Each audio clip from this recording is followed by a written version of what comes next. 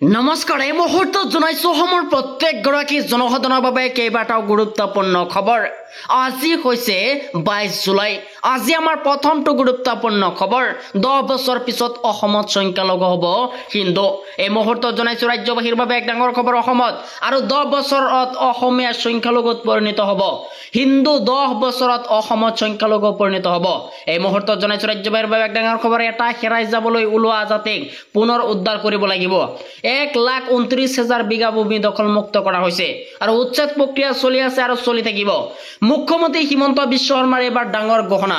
অসমত আৰু 10 বছৰত অসমীয়া সংখ্যালঘুত পৰিণত হ'ব হিন্দু। 10 বছৰত অসমত সংখ্যালঘু পৰিণত হ'ব বুলি মন্তব্য।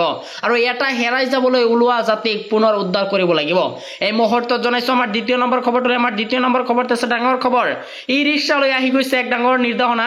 এতিয়াৰ পৰা নিৰ্ধাৰিত পথতহে চলিব পাৰিব ই ৰিক্সাসমূহ। ই ৰিক্সা চালকলৈ আহি গৈছে এক ডাঙৰ নিৰ্দেশনা। এতিয়াৰ পৰা নিৰ্ধাৰিত পথতহে চলিব লাগিব ই ৰিক্সাসমূহ আৰু ৰাষ্ট্ৰীয় অথবা ৰাজ্যিক ঘাইপথত উঠিলে ভৰিব লাগিব জৰিমনা। নলবাৰীৰ পৌৰসভাই জাৰি কৰিছে এই নিৰ্দেশনা। ক'ত ক'ত কোন পথেৰে চলিব লাগিব ই ৰিক্সাসমূহ জানি লওক। ই ৰিক্সা চালকলৈ আহি গৈছে এক ডাঙৰ নিৰ্দেশনা।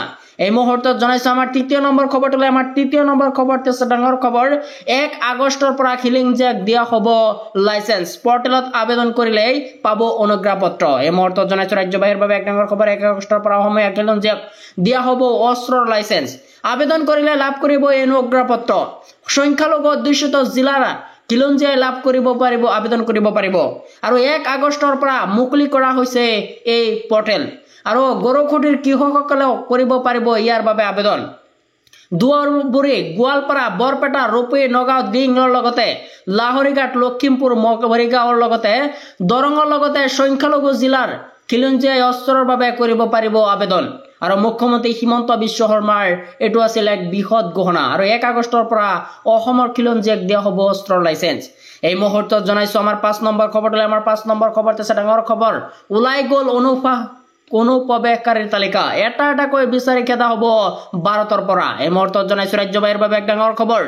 এটা এটাকৈ বিচাৰি খেদা হ'ব এতিয়াৰ পৰা ভাৰতৰ পৰা। আৰু অসমতে নহয়, ভাৰতৰ সকলো প্ৰান্তৰ পৰা খেদা হ'ব অবৈধ লোকসকলক।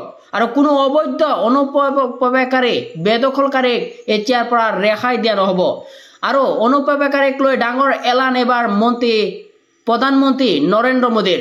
আৰু অনুপ্ৰৱেশকাৰীক শেষ সকিয়নি প্ৰধানমন্ত্ৰী নৰেন্দ্ৰ মোদীৰ। এই মুহূৰ্তত জনাইছো আমাৰ 7 নম্বৰ খবৰটোলৈ। আমাৰ 7 নম্বৰ খবৰটো আছে ডাঙৰ খবৰ। ন্যায়াধীশ যশোৱন্ত বাৰ্মাৰ বিৰুদ্ধে চলিব তদন্ত। ন্যায়াধীশ পদৰ পৰা আঁতৰাবলৈ 207 সাংসদে হস্তক্ষেপ কৰিলে মহা অভিযোগ প্ৰস্তৰ।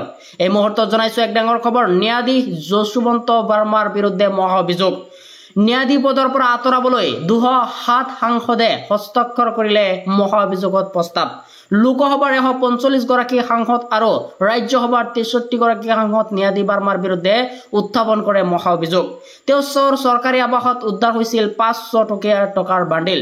আৰু 2খন সদনৰ এই প্ৰস্তাৱৰ পিছতে আৰম্ভ হৈছে প্ৰক্ৰিয়া।